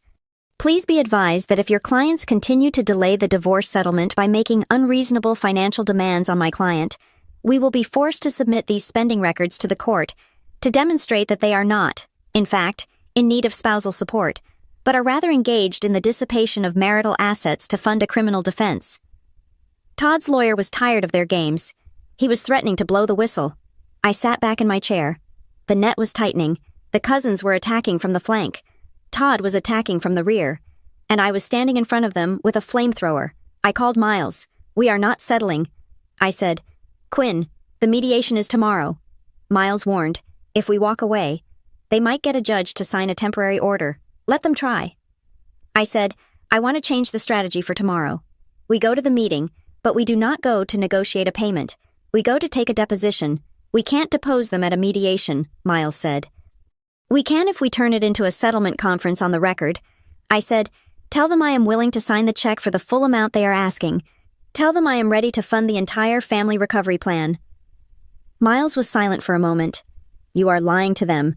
I am managing the risk. I said, tell them I will pay, but tell them that for tax purposes, and because the amount is over $100,000. I need them to swear under oath that the information in their lawsuit is true. I need them to affirm on the record that they are destitute and that the money is for basic living expenses. Tell them it is just a formality for my accountant. They will do it, Miles said. They are greedy. If they think they are getting the check, they will sign anything. Exactly, I said. And once they swear under oath that they are destitute, we hit them with the bank statements. Miles finished. We hit them with the trust fund withdrawals. We hit them with the luxury spending. And the forgery, I added. Don't forget the forgery. It is a perjury trap, Miles said. It is beautiful. It is a market correction. I corrected him. They have been trading on false valuations for too long. Tomorrow, the bubble bursts. I spent the rest of the night finalizing the binder. I added a new section, tab F, the timeline of lies.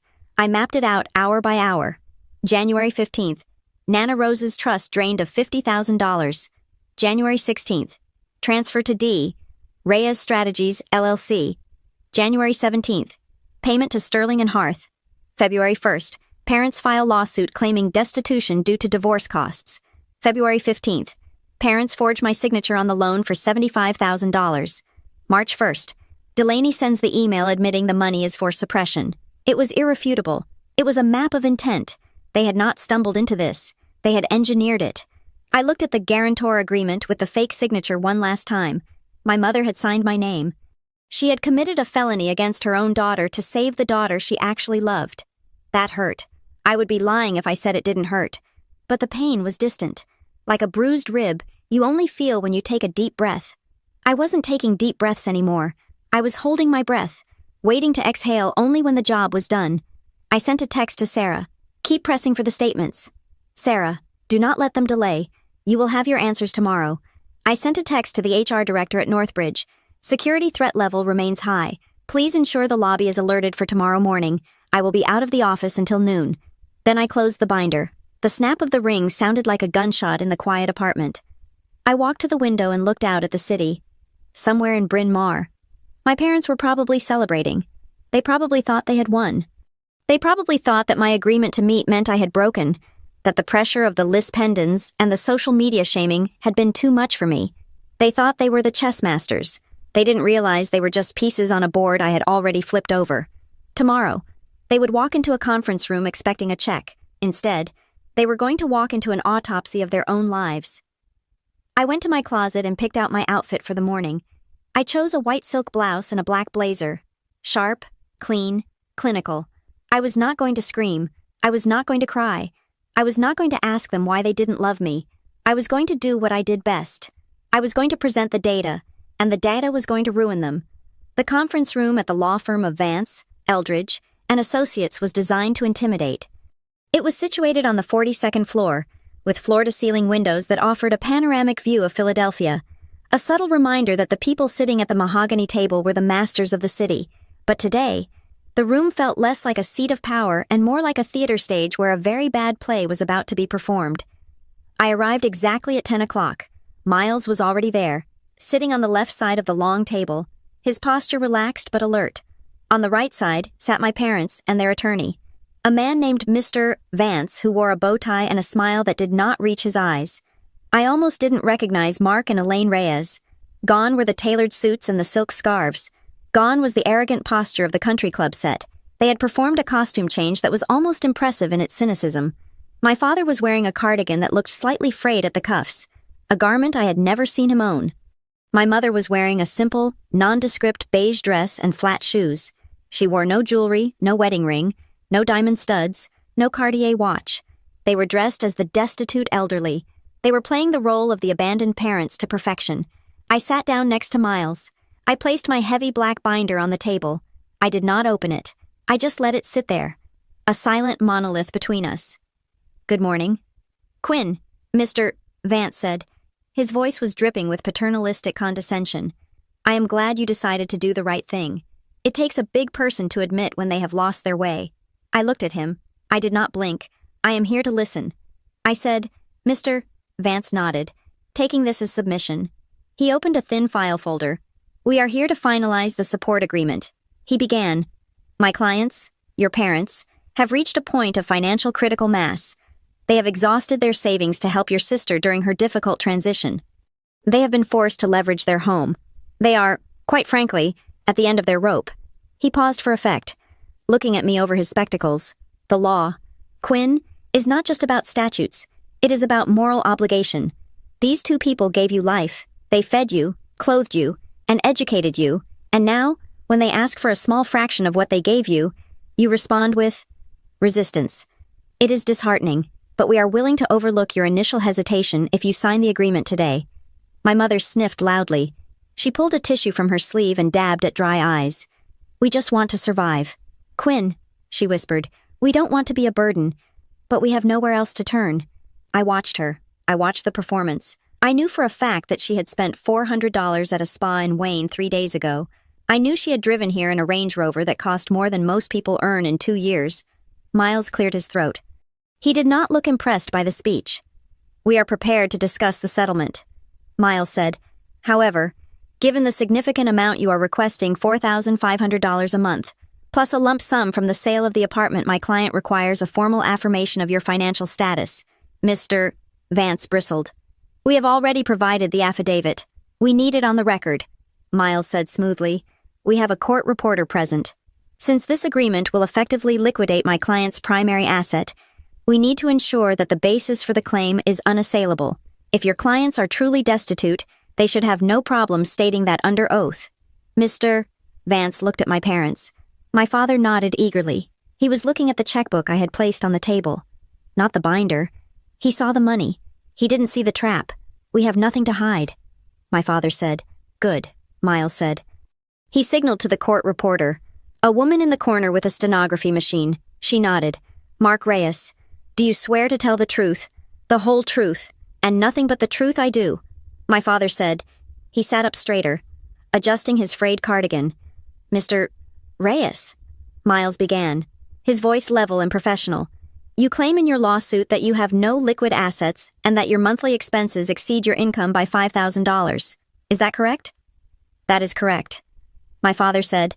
We have been living on credit cards. We are tapped out. The market downturn hit my retirement accounts hard, and the rest went to family emergencies. And by family emergencies, you mean the legal fees for your daughter, Delaney. Yes, my father said. Divorce is expensive. We had to hire the best to protect her. And do you have any other sources of income? Miles asked. Any consulting fees? Any business interests? No, my father said firmly. I am retired. I have a small pension, but it barely covers the mortgage. We are completely reliant on our savings, which are now gone. I sat perfectly still. He had just lied. He had just committed perjury. I knew about the $5,000 a month flowing into his account from the trust, and the consulting fees he was writing off. Miles turned to my mother. And you, Mrs. Reyes, do you have access to any other funds? Any trusts? Any inheritances? My mother froze for a split second. Her eyes darted to the binder on the table, then back to Miles. No, she said, her voice trembling. My mother passed away 6 years ago. Her estate was settled long ago. There is nothing left. Nothing left, Miles repeated. So, the N.R. trust is empty. It was a specific question, a dangerous question. My mother clutched her tissue. It has been depleted, she stammered. The market was very bad.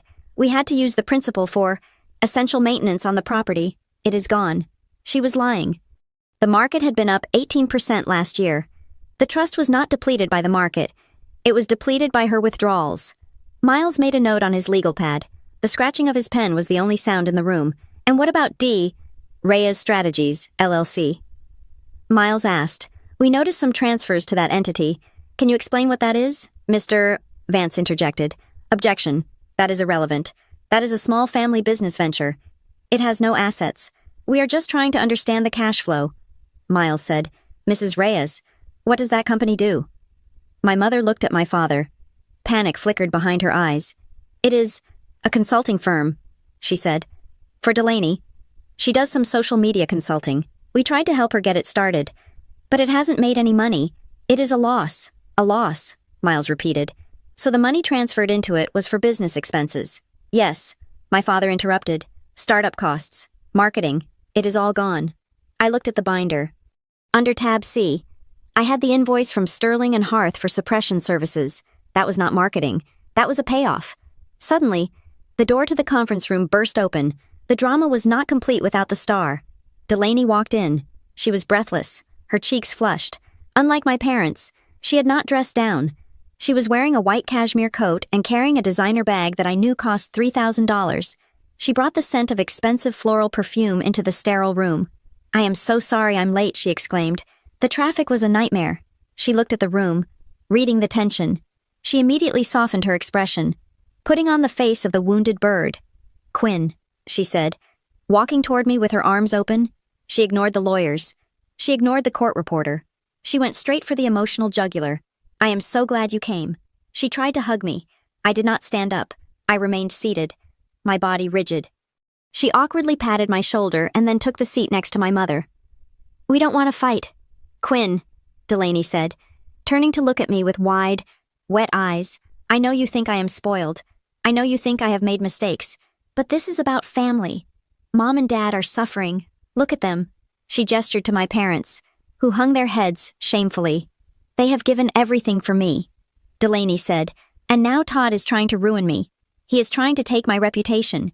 If we don't have the funds to fight him, he wins. Do you want him to win? Do you want your little sister to be destroyed? I looked at her. I looked at the three of them, the unholy trinity of my life. I spoke for the first time since the deposition began. What exactly is Todd threatening to reveal? Delaney. I asked. The room went quiet. Delaney's eyes widened. She looked at Mr. Vance, then at my parents. Just personal things. She stammered. Lies. He is making up lies about my spending. And, other things. He is vindictive. Other things. I repeated. Like the insider trading, Mr. Vance slammed his hand on the table. Objection. That is slander. We are here to discuss support. Not to indulge in conspiracy theories. This is harassment. My father stood up. His face was red. See? This is what she does. She twists everything. We come here in good faith. We bare our souls. And she accuses us of crimes. My mother started crying in earnest now. A low, wailing sound. I can't take this. Mark, she is heartless. She wants to see us on the street. They were ramping up the pressure. They sensed that I was getting too close to the truth. So they were trying to drown me in noise. Mr. Vance looked at me. Ms. Reyes, this is your final chance. Sign the agreement. Agree to the sale of the apartment, or we walk out of here, and we file a motion for immediate relief, and we will ask the court for attorney's fees. We will paint you as a monster. My father leaned forward. We really are destitute. Quinn, look at me. I have nothing. If you don't help us, we are finished. He said it with such conviction. He almost believed it himself. I looked at Miles. He gave me a barely perceptible nod. We had it. We had the sworn testimony. We had the denial of assets. We had the lies about the trust. We had the denial of the illicit nature of the LLC. They had walked into the cage and locked the door from the inside. I need a moment, I said. My parents stopped their wailing. Hope flared in their eyes. They thought I was cracking. They thought the pressure had worked. I need to consult with my attorney regarding the payment schedule. I said, if I am going to write a check, I need to verify the liquidity in my own accounts. Mr. Vance smiled. A smug, victorious smile. Take all the time you need. Quinn, we will be right here. Miles and I stood up. I picked up my purse, but I left the black binder on the table. It sat there, ominous and heavy. We walked out of the conference room and into the hallway. The door clicked shut behind us. Miles let out a long breath. They are insane, he whispered. They just committed perjury 6 times in 10 minutes. I know. I said, did you see Vance's face? Miles asked. He doesn't know. They haven't told him about the trust or the forgery. He thinks he is fighting a support case. He has no idea he is facilitating a fraud. He will know soon enough. I said, so, what is the play? Miles asked. Do we go back in there and settle? You could offer them a small amount to make them go away. You have enough dirt to force a very favorable settlement. I looked through the glass wall of the conference room. I could see them. My father was high-fiving Mr. Vance. My mother was fixing her makeup. Delaney was checking her phone. They were celebrating. They were laughing. They were laughing because they thought they had successfully manipulated me. They thought that by playing the victim, by forging my name, by stealing from my grandmother, and by lying to the court, they had won. If I settled now, even for a small amount, they would learn nothing. They would just find another way to exploit me later. They would think they survived. I don't want a settlement, I said. Miles looked at me. Then what do you want? I want a correction, I said. I looked at the binder sitting on the table inside the room. I am not going to offer them a deal. I said, I am going to end this. We are going back in there, and we are going to open the binder. Miles smiled. It was a sharp, predatory smile. I was hoping you would say that. We stood there for another minute, letting them stew in their premature victory. I adjusted my jacket. I checked my reflection in the glass. I did not look tired. I looked ready. I walked back to the door. This was it. The moment I had been training for since I was 16 years old. The moment where the glass child finally shattered the glass house. I opened the door. The laughter in the room stopped. My father looked up, a smile still lingering on his lips. Well, he asked, do we have a deal? I walked to the table. I did not sit down. I stood at the head of the table, looking down at them. I reached out and placed my hand on the black binder. No, I said, we don't have a deal, but we do have a problem, and I flipped the cover open. The conference room door had barely clicked shut behind me in Part 9, but the real theater was about to begin in the courtroom. We had left the settlement conference without signing a thing. Instead, Miles had filed an emergency motion to dismiss the lawsuit and to expunge the lis pendens the lien they had placed on my apartment based on fraud on the court. Now, 48 hours later, we stood before Judge Harlan in the Court of Common Pleas. My parents sat at the plaintiff's table. They looked confident. They had dispensed with the frayed cardigans and were back in their Sunday best, perhaps thinking that a judge would respect a well-dressed elderly couple more than a corporate shark like me. Delaney sat in the gallery behind them, wearing large sunglasses, looking like a celebrity avoiding the paparazzi. They thought this hearing was just a formality. They thought the judge would tell me to stop being difficult and support my family. They had no idea that the binder I had opened in the conference room was now sitting on the judge's bench. Judge Harlan adjusted his glasses and looked down at my parents' lawyer. Mr. Vance. Counsel, the judge said, his voice deep and resonating in the wood-paneled room. Your clients are asserting that they are destitute and require spousal support from their daughter under the Filial Responsibility Statute. They are also claiming an equitable interest in her property. Is that the summary? Yes, Your Honor. Mr. Vance said, standing up and buttoning his jacket. My clients are in dire financial straits. They have liquidated their life savings to handle a family crisis. Their daughter has significant assets and has refused to assist. The judge nodded slowly. He turned to Miles. Mr. Kerrigan. Miles stood up. He did not wave his arms. He did not raise his voice. He simply picked up a single piece of paper. Your Honor, Miles said, we move to dismiss this case with prejudice immediately. We also ask the court to refer this matter to the District Attorney's Office for investigation into perjury, identity theft, and fraud. A ripple of murmurs went through the courtroom. Mr. Vance scoffed audibly. Your Honor, this is theatrics. It is not theatrics, Miles said. It is arithmetic.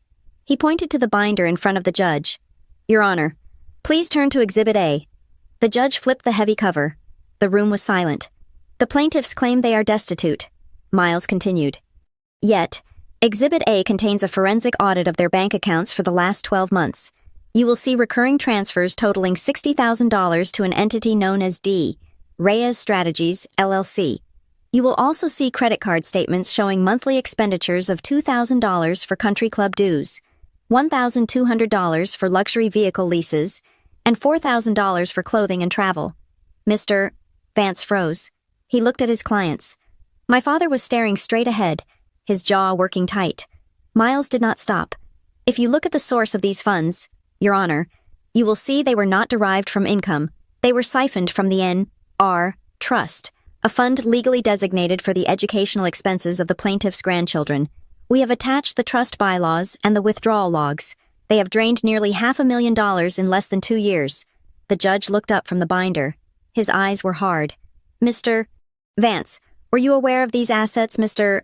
Vance's face had gone a pale, sickly shade of gray. No, Your Honor, I was told. My clients informed me they had no liquid assets. My mother let out a small, strangled sound. There is more, Miles said, cutting her off. Please turn to Exhibit B. The judge turned the page.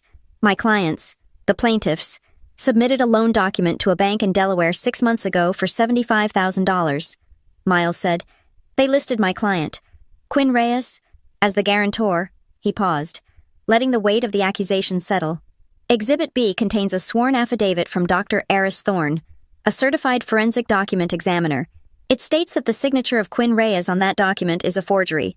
Furthermore, we have attached travel records proving that on the day the document was signed and uploaded from the plaintiff's IP address in Bryn Mawr, Ms. Reyes was physically located in Chicago, Illinois.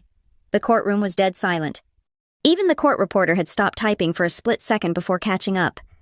Identity theft, Miles said softly. To secure a loan they are now defaulting on, creating a liability for my client without her consent.